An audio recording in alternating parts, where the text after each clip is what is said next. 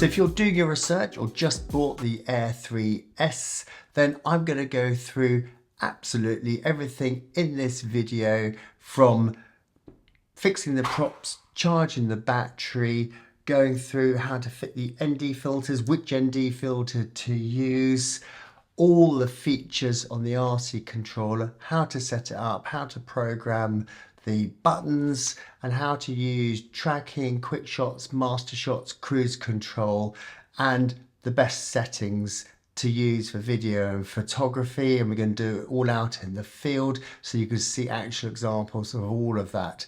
Firstly, charge the RC controller by plugging in the Type-C connector here, and while that's charging you can get your batteries on your drone charging. Now you can't charge them straight away in the supplied charging kit. If you've got the combo, you'll need to charge them in the drone first to activate them, then you can use the charging pack, and to take the batteries out you push the button here and they'll come out. To see how much charge they've got, you can push the button here. You can also use this to charge other items by plugging in a cable here and pressing the button here. To remove the hood, you pinch underneath here, you squeeze that, and that will just come off like so. They do come with a foam support that goes in here. Make sure you remove that before flying. You don't need to put it back in there. That's just good for when it's being transported. Next, you'll need to add your props. Now there's A and B props, and it's clearly marked on the packet here, and it shows you which prop arm to connect them to, and they go diagonally as it says in the diagram. And if you look for the little DJI symbol here, it shows it clearly on the drawing there. So A will go diagonally like that, B will go diagonally like so. So to fit them, you just hold the wheel here and you push down and twist, and that's how they come out. Likewise, you put them in the same way. It's got three little sort of grommets here, and again you'll just line them up, push them down, turn, and they're securely in. So just follow the diagrams on the packets and you'll be good to go. This is the return to home button or pause any flight, and just here you can choose cine mode, normal mode or sport mode. This is the on-off button. Just hold it down once and then hold it down for a few seconds and it'll turn on. And these are your control sticks here. Unclip them and just screw them into the controls at the front here.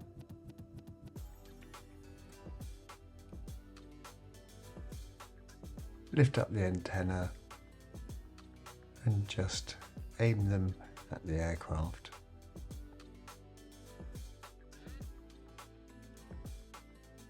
These are shortcut buttons to take a photo or to record a video. You can zoom in or tilt the gimbal up and down.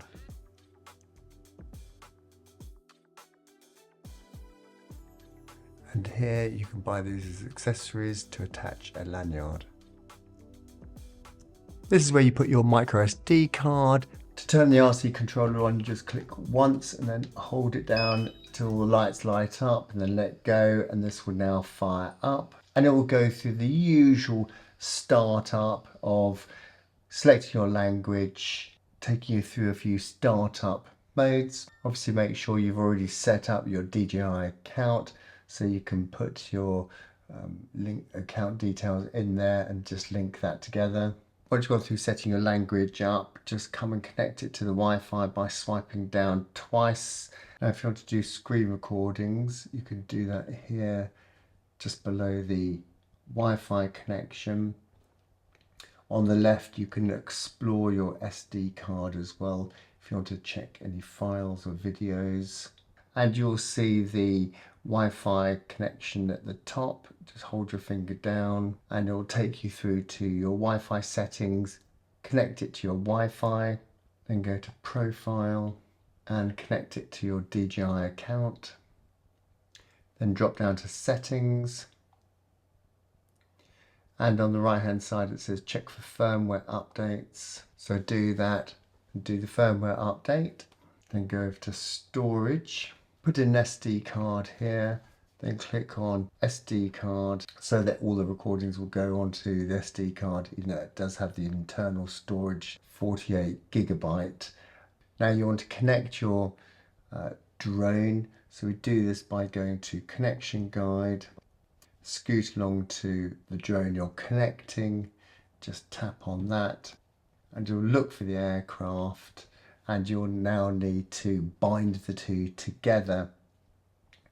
So because it hasn't been connected before, it'll say unable to connect, so you hold your finger down on that and then it'll ask you to hold down the button for 4 seconds on the drone. It will make a high-pitched bleep a couple of times and they will connect together.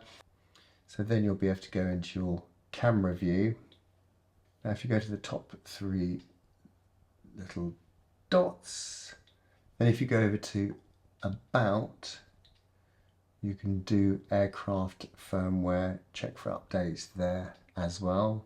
There's a firmware available. We can click update and then you can just do that update.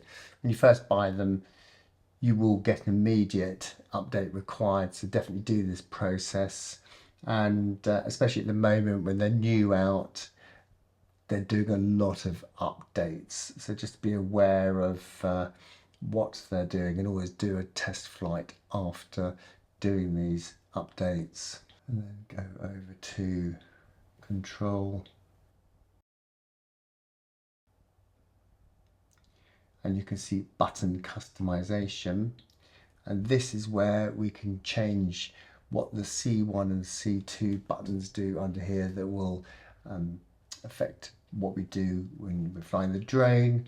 So now we're connected. You can see the C1 button I've set as cruise control, so you can just tap that little icon and we can either change how the drone's controlled, so we've got different options there, or we can choose what we want the camera to do or other. So I've got it on using the control, and you scroll down and I've clicked cruise control, and then if I just come out of that, for C2 I've got auto exposure lock on or off because I find that super helpful. And again, that's under camera. Just scroll to the first one and it's just there. You just tick that and then that's set. So that's really handy when you're in flight, you've got a good exposure, you don't want it to fluctuate, you can just click that C2 button and it will hold that exposure throughout any movements you're doing, so it's not continually trying to adjust whether it's looking at the sky or the ground. And then you can do other button combinations, etc., but you can explore that. The Air 3S does come with ND filters, which is a nice little bonus. Now to fit those, you need to take the protective cover off.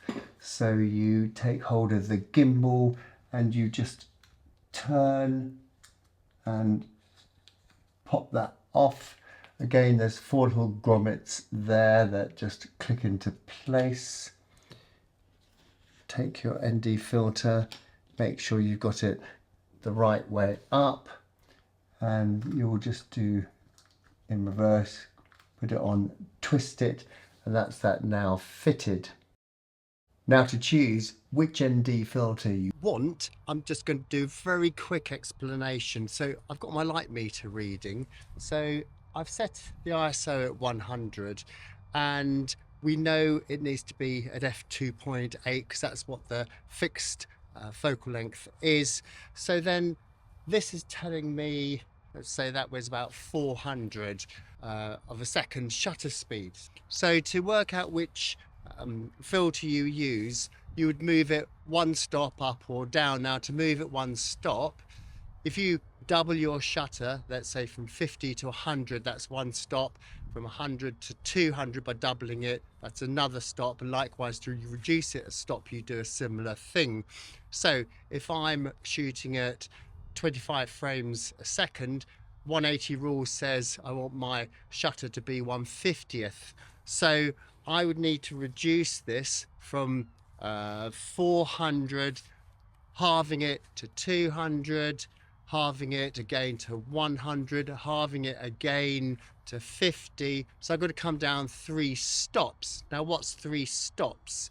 So an ND2 is 1 stop, ND4, ND8. So I'd need to put an ND8 on to get these the shutter where I want it to be. So I'm going to put an ND8 on, but I will leave the ISO in auto and let that just adjust according to the light. But that will give me a better sense of motion blur in the movements. So before taking off, I'm just checking my satellites. It got to about 11 satellites and the home point was updated. It usually likes about 16. Of course, you only need 4 to really position where you are, but 1 might drop off. So that's why it will give you the benefit of having desiring more satellite connections. Check your battery levels on the screen is the first thing you want to do. Check all my settings, especially in the safety. So if I go to the top 3 dots, go over to safety, that we're on bypass. This is where I can update my home point. Maximum altitude, 120 meters. I'll take maximum distance down to 2,000 meters. My controls, I just want to look at the focus track settings, and I've changed the inner radius to 5 meters, outer radius to 10 meters, and the inner height 5 meters, just over, and outer height 10 meters. So I know exactly where it's going to be when I'm working with that. And the camera, I'm shooting in D-Log. I've got my crosshairs on. Holding down the 2 controls, you can use the start and land button here on the far left. Home point updated. So for the first flight, while it's not too far off the ground, I'm just going to try some look right, look left, up, down, and then with the right hand toggle, I'm going to go right and left, forwards and backwards, just to check everything's working nicely, which it is. Now, while in the video mode, we can look at playing with different exposures. So at the moment it's on auto. We can put it on Pro mode, so we can make different adjustments here. Starting on the left-hand side, you can see we can have 4K at 120 frames a second, 1080, while in slow motion mode, and in normal mode, you can see at 4K, you have 24 to 60, 1080, 24 to 60, so 2.7. We're in D-Log, got color assist on, of course. If you take that off, you'll just see the grey flat image like so. So that's why we keep that on. You can see our storage at the bottom. Click the settings beside, and you can see there where we can adjust our shutter. You can have the ISO on auto or not. Change that accordingly.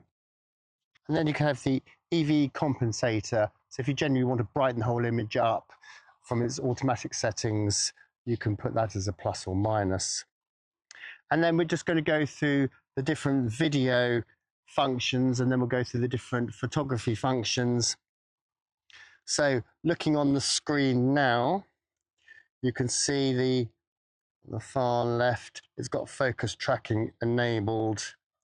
So if we turn the drone around to look at us, you can see it's selected a little green square crosshair on us. So if we click that, it's now selecting us, and it will bring up this selection along the bottom. So at the moment it's on spotlight. So as I move around, it'll keep me in the center of frames. So, and you'll see the drone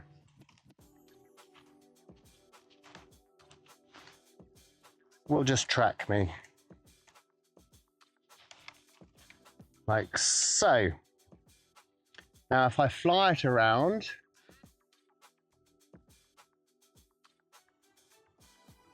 as you can see, again, it'll just keep me center. POI, point of interest, we can select a direction and it will just start moving in that. Now we can make it go faster or slower. At the moment I've got it in slow. If I just push that around further, you'll see it'll pick up speed and it'll start traveling around me quite quickly. Bring it to a stop, and then I can obviously change directions.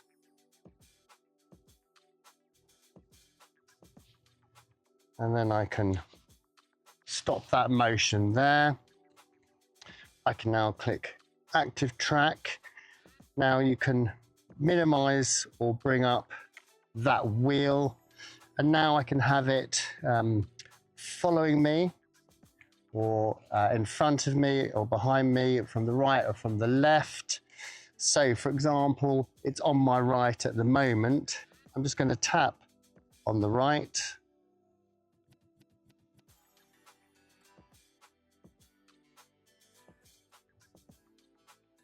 Because I'm on the outer circle, it's moved up. Hasn't worked out which way I am, so hopefully it will move around to my right. There it goes.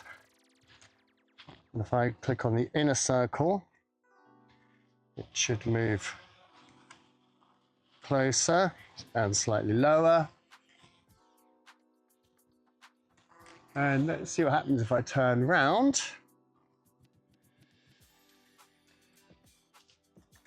Should move around to the other side of me. Might take a little while for working it out. Here it comes. So if I want it behind me, it's got to work out where I am first. Go to where I've set it.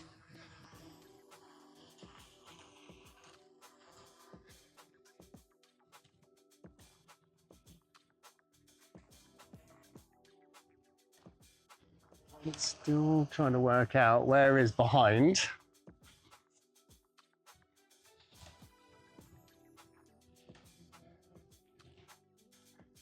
It's just taking a little while to get there. I want to make it go further back.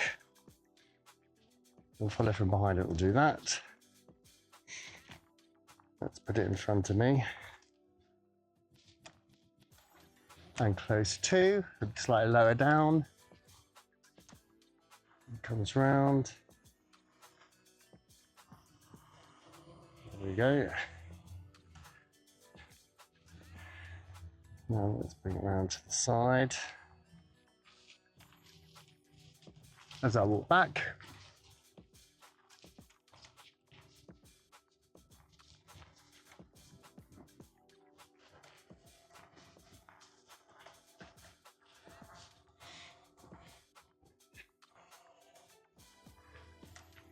I'm sure I went the long way round to get to the left. Oh yeah, I made it go in front, didn't I? There we go. Let's make it behind.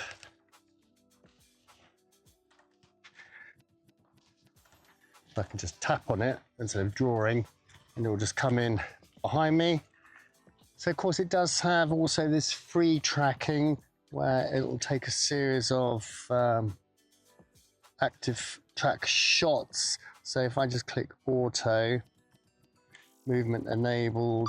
So when I start moving, it will just do a series of tracking movements.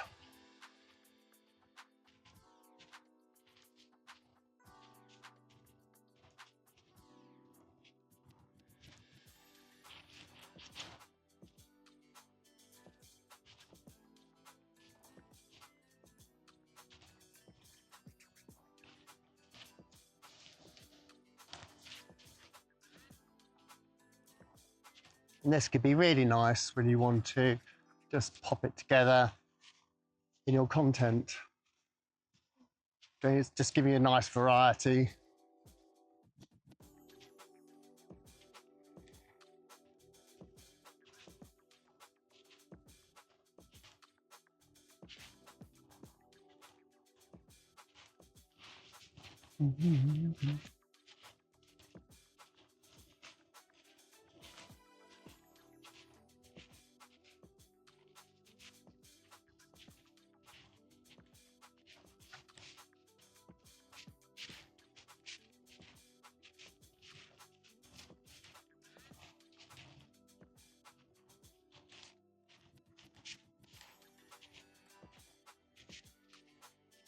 And I can just stop that motion, and that'll be the focus tracking, the active track.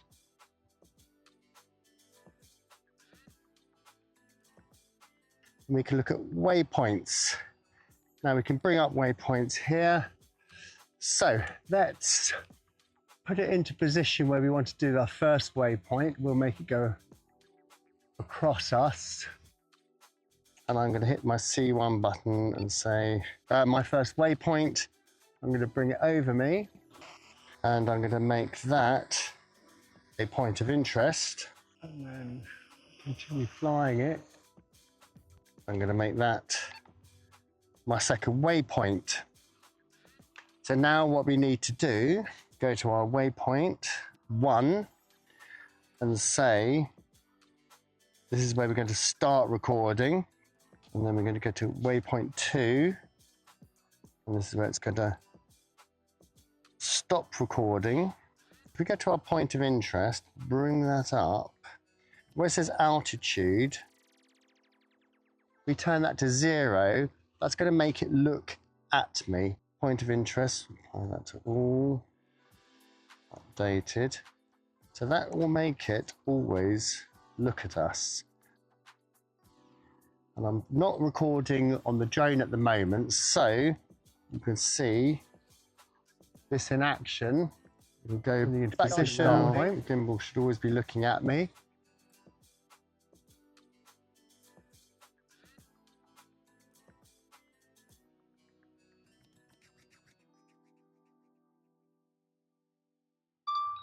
Return to home. Okay, very good.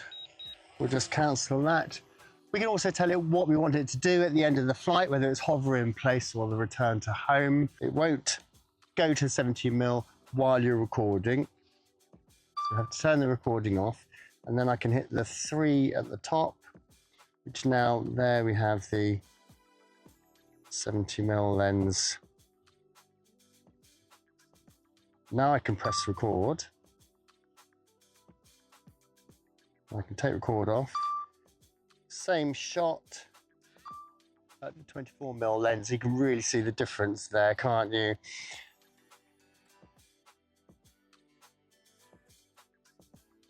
Now just below that you can see an autofocus button, and if you click that you'll go to a mountain, so it'll just keep the whole scene as much as possible in focus. Otherwise just leave it on autofocus. That will adjust for nearby targets as well. Now if you want to see the full map to see what's going on here, we can always expand it. We'll see the movements that it's doing. Click our map again. We click the bottom right hand side, we can see the compass direction. And now we're looking through the sensors, so we can look in different directions. That's where we can see the propellers moving there. I'll just show you that larger. So if you're close to objects, you want to see where you are located. That's one way of doing it.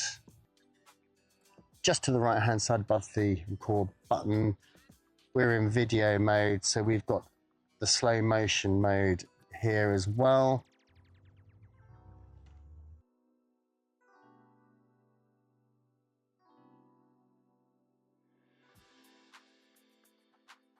Now let's just have a look at our master shots.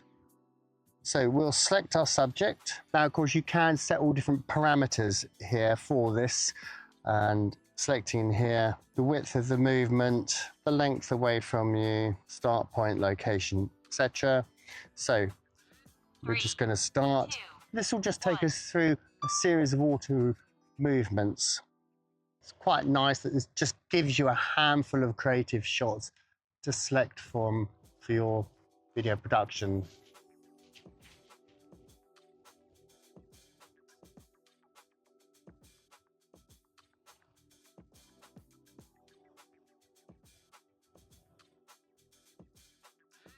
Now we'll just go to QUICKSHOTS.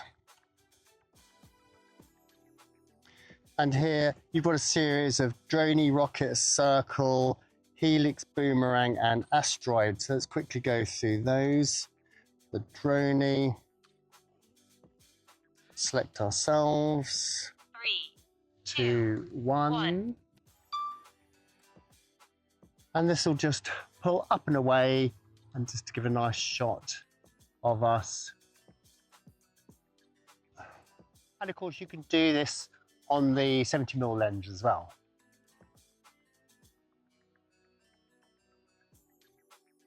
And we'll just do the rocket.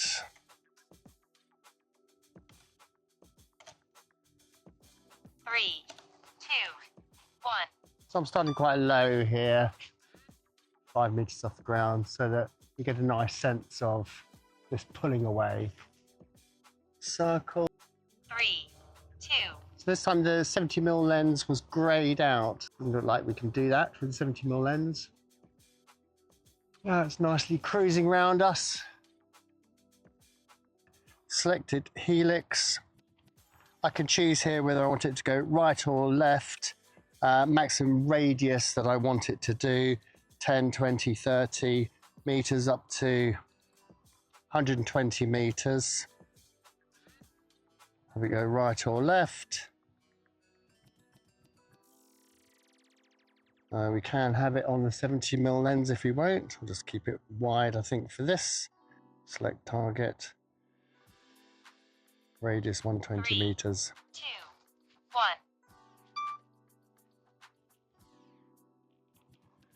So this will do a nice big spiral out. Beautiful motion. One of my favorites, this.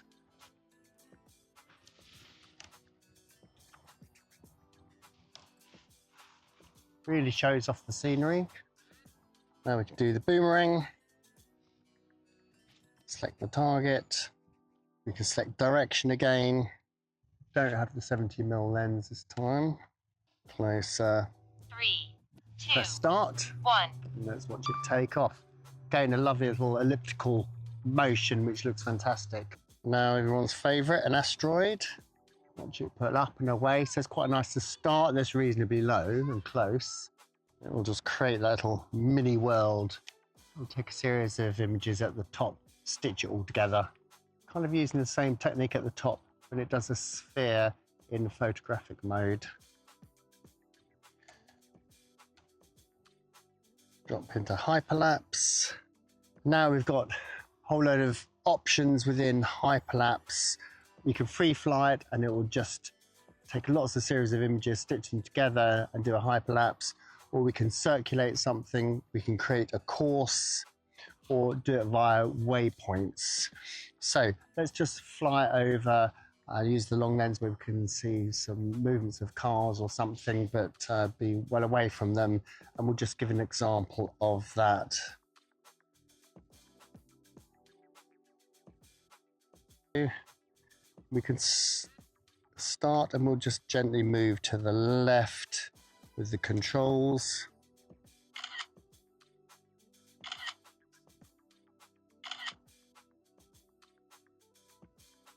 And then you can get it to do other things, for example, the circle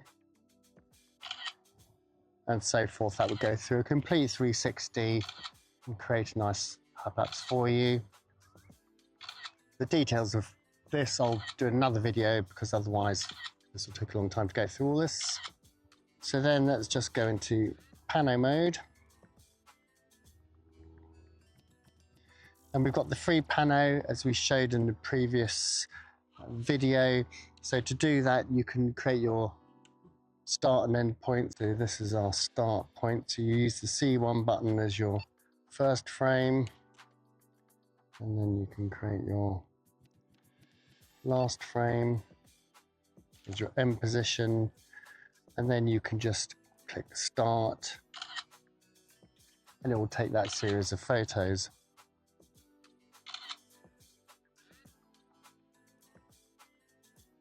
We have our sphere.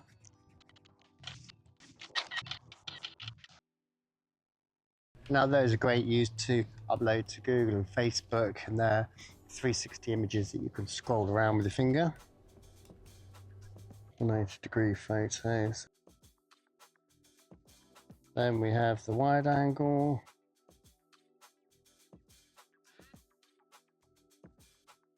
Let's just come up to your photo mode. Now in photography you can take a single shot, and you can have different formats of JPEG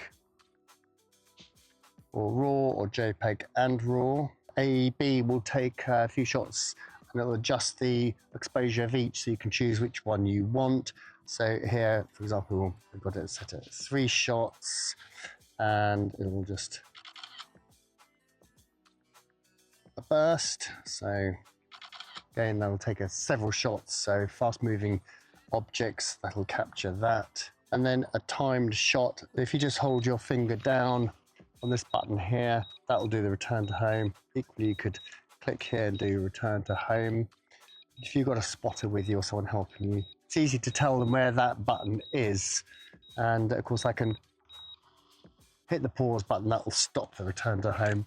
Now we've covered an awful lot in this video, and I'm sure you'll still have some questions on some of these features, and we can take a much deeper dive into some of those in further videos. But please, any questions, put them in the comments below. I will read them and answer them. And if you want to know more about the Air 3S, there's a playlist you can see over here. Show me the love, subscribe to the channel by clicking up here, and I'll look forward to seeing you over there.